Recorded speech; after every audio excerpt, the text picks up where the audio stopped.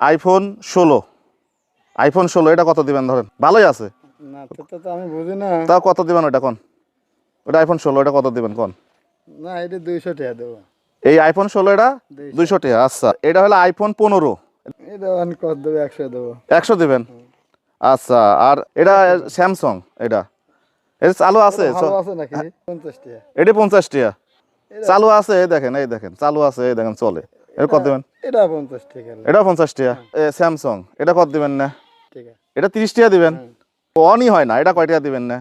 এটা 15 টাকা দেবো না। 15 টাকা।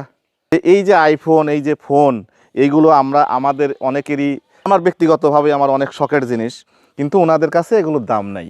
ওনাদের কাছে এই যে এই পেটটা, এটা ধরেন, এটাও ধরেন, কত ওখানে?